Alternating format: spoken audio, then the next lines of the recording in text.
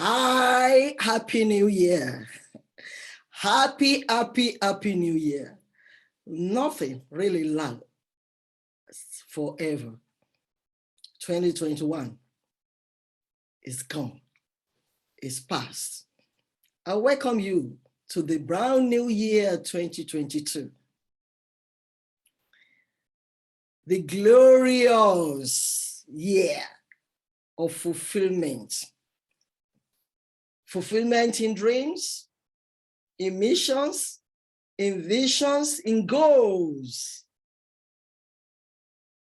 This is going to be a fantastic year for all of us. My name is Josephine, and I am your digital educator. Before I go into the lessons or teaching for today, I like to say something to all of us, which is kind of encouragement for this new year, 2022. I want us all, whatever faith you might profess or hold on to be a man or a woman of God.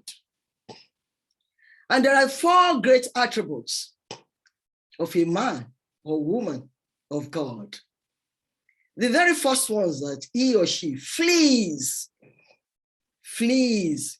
from lust, flee from love of money, flee from unrighteousness, ungodly acts, anything that might tarnish his or her image or reputation.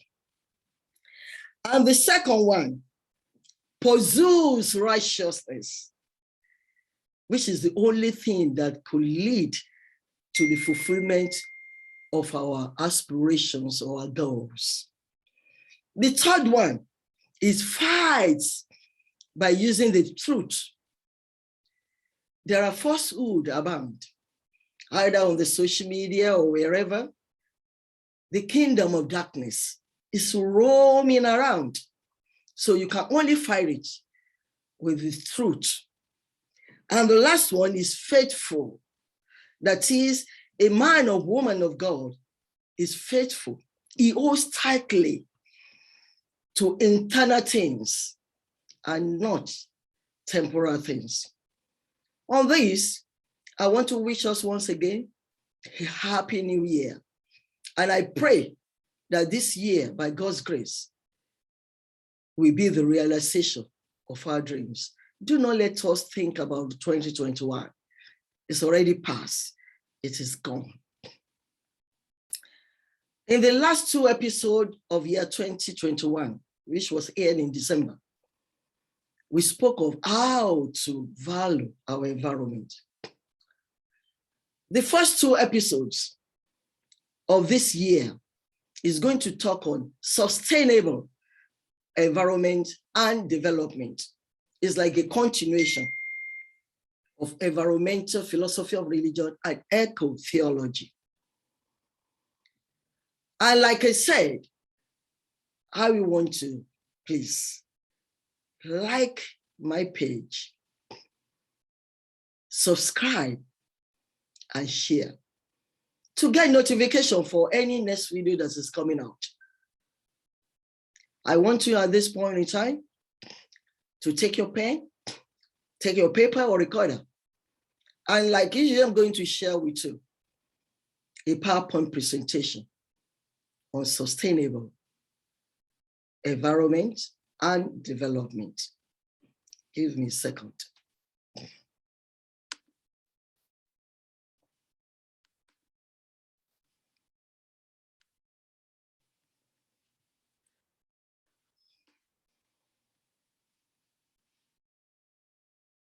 Yeah, sorry.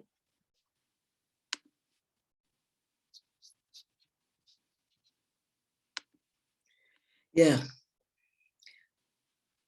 I want to put it on slideshow so that we can really see what is there.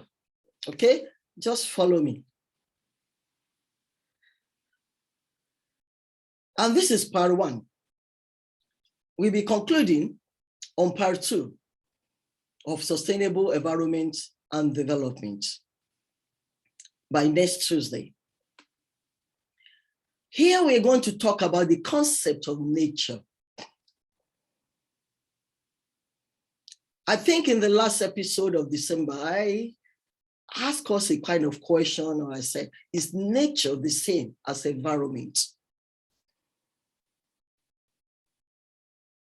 The answer is what I want to give you now. Nature does not equal environment, especially when we are talking about the human environmental relationship. The relationship stands within nature as a whole. It's like when you say you have a whole concept and you have a part of the concept. Humankind and the hominid ancestors have been part of natural landscapes for over 3 million years. Or what would we say? I don't even know how many million years it is since the creation of the world or the universe. We should not view nature as something from which humans are inherently absent. We are part of nature and wilderness as a natural place from which a trace of humans is absent.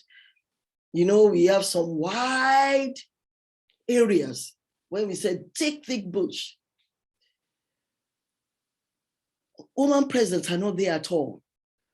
But that doesn't mean that humans are not part of nature.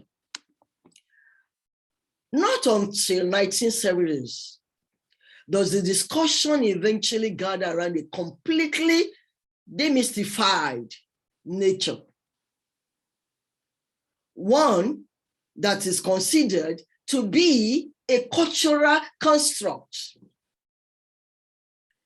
Before the very notion of man's environment becomes problematic. Honestly, the nature and our environment today, as it is, has become problematic. The environment and the concept of nature, we want to talk about the case of human population that keeps on rising, or we want to talk about issue of conclusion, and then issue of technology, and then we will conclude. It seems commonplace for some people to use the terms nature and environment interchangeably. And that is the main reason I started that not all times nature does not equal to environment. Sometimes we can interchange it. In fact, many environmental activists today assume that not only is our environment the same as nature, but that nature should be understood in the further limited sense of wideness, wide nature, wilderness, wide nature, wilderness. The roots of the word environment means that which environs us. Being environed is being encircled or being surrounded. Broadly speaking, the environment should be understood as the overall physical and emotional context in which we are located.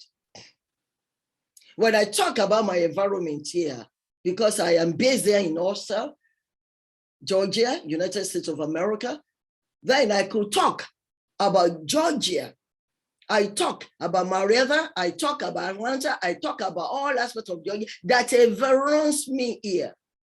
But for those who are in Africa, or maybe in Nigeria, when they talk about the environment, they talk about that kind of environment that environ them, that they are surrounded with. It is very important, therefore, to recognize that environments are different from place to place and from time to time, depending upon who we are, where we are domiciled. if I live where I am domiciled now and travel somewhere else, that somewhere else I am for a little time has become my environment. Natural evolution is characterized by the adjustment of natural balances over long periods of time. Every species, and I mean it, every species or every created creature receives and also gives. Plants receive, they also give us. Animals receive, they always give us. Humans receive, and we always give out. The balance of species in a particular region, that is the balance of species in a particular region, is established through this process of give and take, win and win situation. Humans, however, have largely stepped out of that balance system by obtaining much,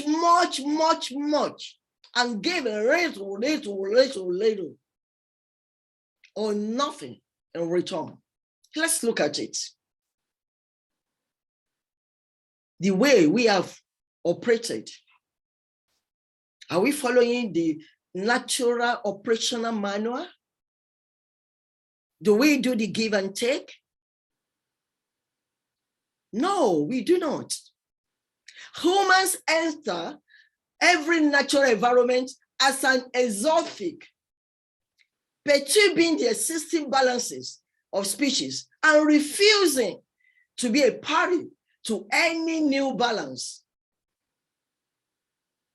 And that is the problem we have today. Because human beings have disbalanced nature and environment. By its very nature, the human presence represents stress to every single environment we are. And when that presence becomes permanent and grows greater, the stress remains permanent and balance is forever impossible. Are we at that stage now? The stage of imbalance. Is that why we are having pandemic?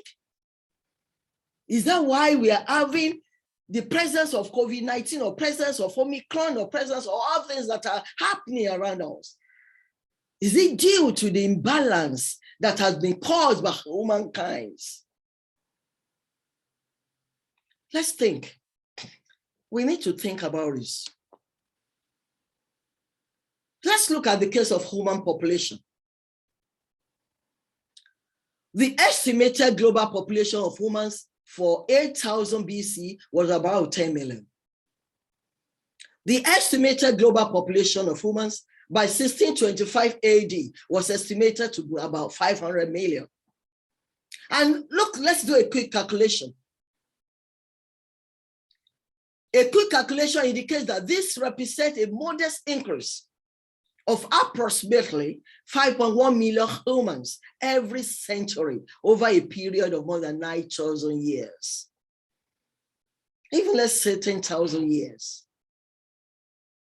But population ascended dramatically from 1 billion in 1825 to approximately 7 billion today. What am I talking about? Are we even 7 billion today? I think we are closer to 8 billion today. In demographics, the world population is the total number of humans currently living and was estimated to have reached 7.8 billion people as of March 2020. Which means it took over 200,000 years of human history for the world's population to reach 1 billion, and only 200 years more to reach 7 billion. Let's think.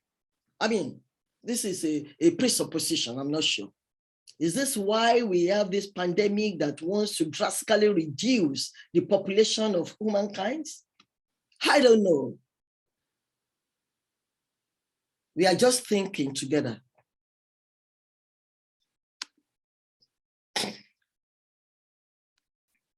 From the standpoint of natural science, natural forces will simply clobber human populations at the point where they become too large. And just like any other natural species, humans too will be stopped in their tracks. And when we are stopped in our tracks, food supplies will diminish. Aggressive competition for resources and uncontrollable worldwide plagues like the pandemic will be a recurrent issue. If humans do not take control of their own destiny, nature will do it for them. Are we following what I'm saying? If you like what I'm talking about, please like this page, subscribe and share to others. I want us to think together. This is an intelligent discussion. I said in the beginning that my YouTube channel is an academy of knowledge economy.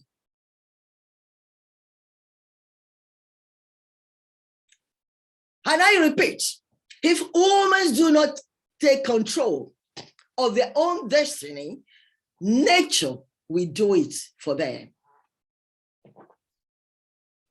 What philosophy can offer is how humans ought to act wisely in dealing with their own growth as a species. Since humans consider themselves the rational animal, we've always have that ego that we are the rational animals. But at times when you see some behavioral patterns of some humans today, I begin to think, are we really rational?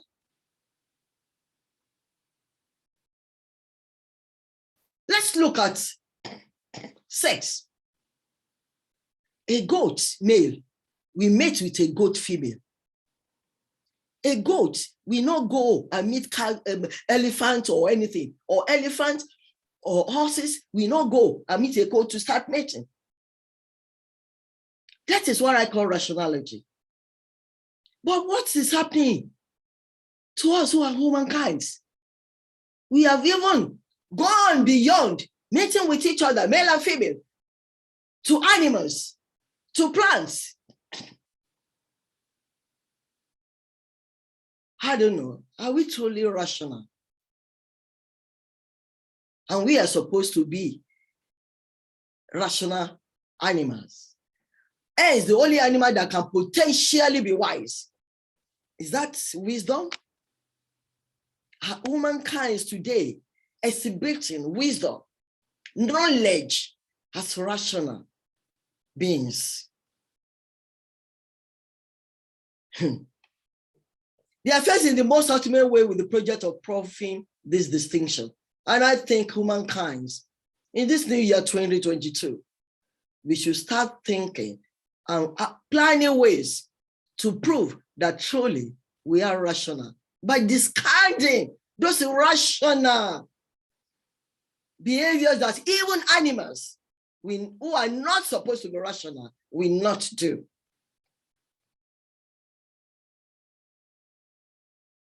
There are certain things dogs will not do. There are certain things cats will not do. But it seems to be there's no limit to what human beings can just not do. No wonder we have this imbalance in nature. Now let's talk about the issue of technology. Humankind modify the environment to suit themselves, okay? While other animals accept the environment as it is. Let me give you an example. One of my daughters lived with her family in Dubai. She was telling me on New Year's Eve, when we were talking on phone, that Dubai created rain, and it rained as at that time, December 21. That before that rain came, there was cloud, and you can hear like maybe machines, helicopters roving around the whole of Dubai, making a lot of noise, gathering cloud. And the next thing, rain pouring down. This is a desert area where normally they do not have rains. And yet they created rain. They created cloud. I know why this is very possible. God created humankind in his image and likeness, which make us creators. So human being can create anything we decide to do. But are we really doing it in the positive way? Technology is one of the chief features of human's relationship with what environs us. Most other entities of the world possess a different relationship to the environment. We judge that they do not possess technology. I mean, tell me, what technology does a dog possess? No. No animal. They don't possess any kind of technology, but we, humankind, we possess technology. So the human tendency towards the technological relationship is so long established. As a matter of fact, paleontologists accept it as the horizon of human life, as opposed to the hominid precursors of human life.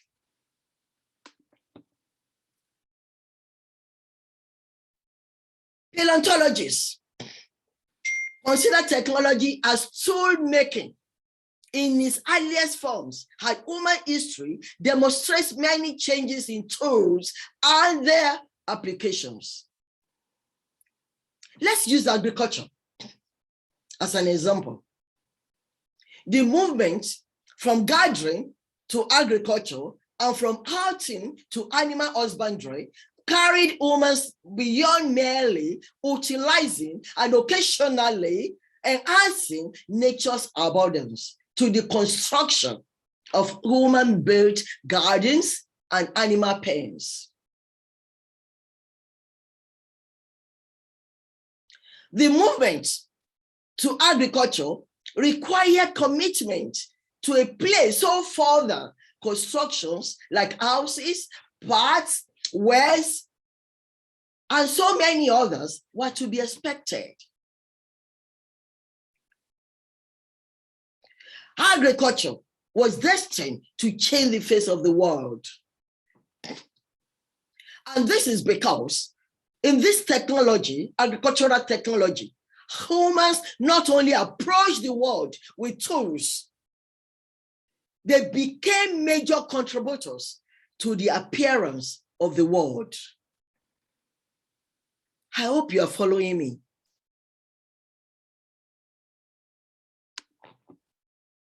Let's also look at the Industrial Revolution.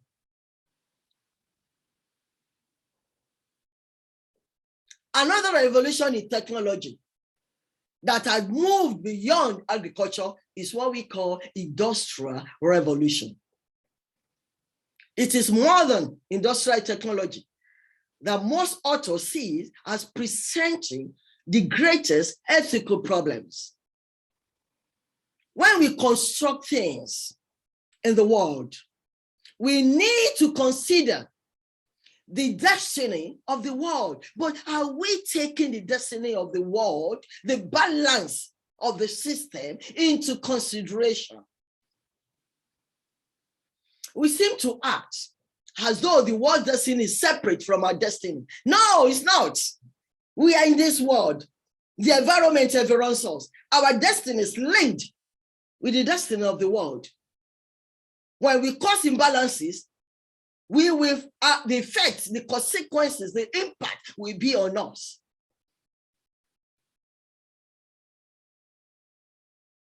We can do anything to the world without the ultimate impact on us. There is nothing we can do to this world the environment or to nature that will not have an impact on us, either positive or negative impact. And that leads me to what I term ethical behavior. The logical abstractness of Kant's categorical imperative depends on seeing ourselves within a social context of universal activity. Humankind are not alone in this world.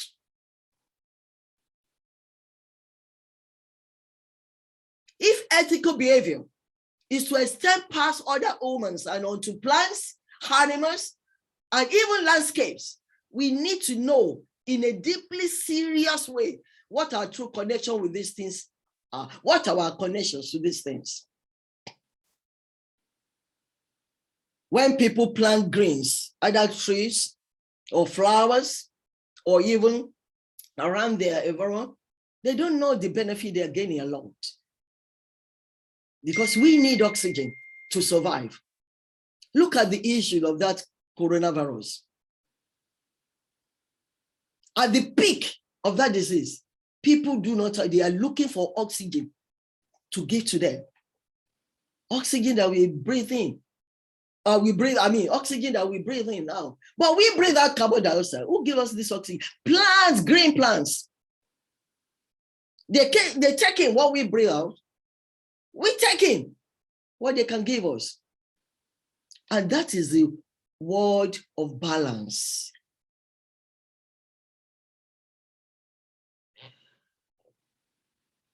What are our true connection with animals, with plants, and all other things that surround us in our environment? Why do we need them? Why do we need them?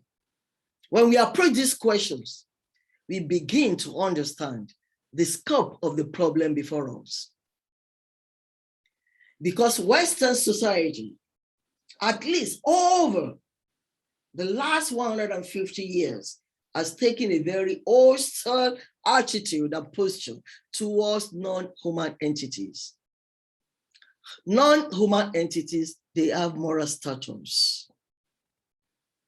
And except we give them their moral status, the imbalance we humankind have created will continue to persist to our own detriment. In conclusion, there are values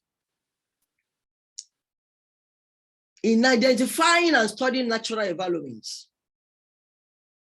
Hence, does preservation of natural environments matter?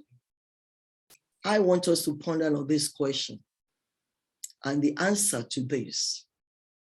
Second, is there an ethics of balance in which humans are mutually involved with all other objects of the world?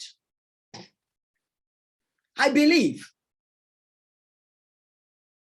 even a strong belief, that many of the answers will be found in literature and art before they are found in the arguments of professional philosophers. And the reason for this is that writers and artists have taken the lead in trying to understand the nature of land as a place, and in trying to understand the nature of place as human, what we call home. A keen awareness, detailing of observation and enthusiasm for description of the natural world that environs humankind.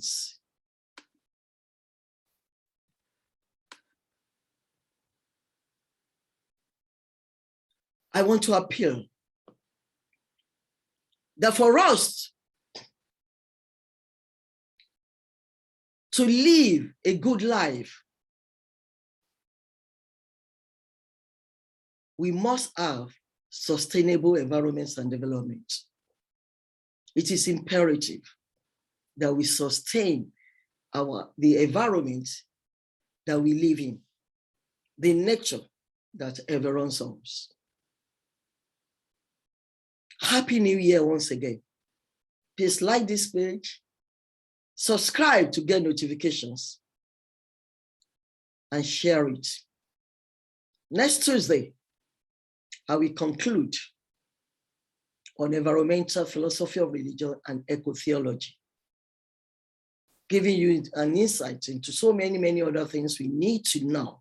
I might not talk about them, but I will give you an insight. You can read further, you can learn further, you can contact me to know more. I love you all. Thank you.